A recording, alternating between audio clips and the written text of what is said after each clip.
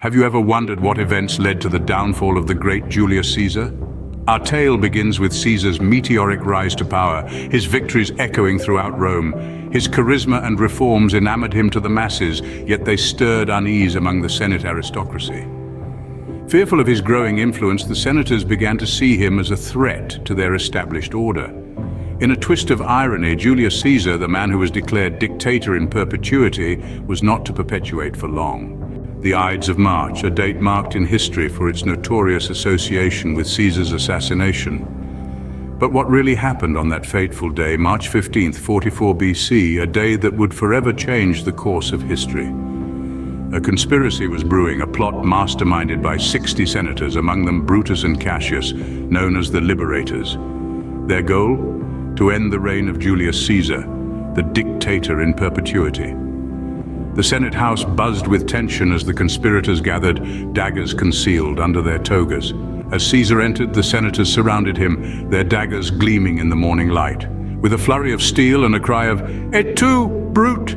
Caesar was struck down, his life extinguished in a pool of crimson. In the immediate aftermath, chaos ensued. Rome was plunged into turmoil, grappling with the vacuum of power left by their fallen leader.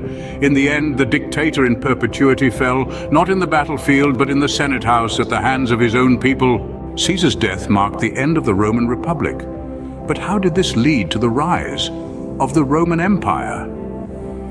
In the wake of Caesar's demise, Rome was thrown into turmoil. A power vacuum was created, and the Republic descended into a series of bloody civil wars.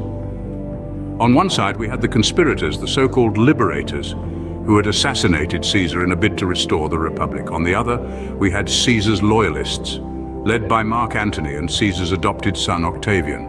Octavian, a shrewd and ambitious young man, eventually outmaneuvered Antony, consolidating his power and laying the foundations for the Roman Empire. Octavian, later known as Augustus, became the first Roman emperor. He skillfully managed to maintain the facade of a republic while wielding absolute power. In an attempt to liberate the republic, the senators inadvertently paved the way for an empire.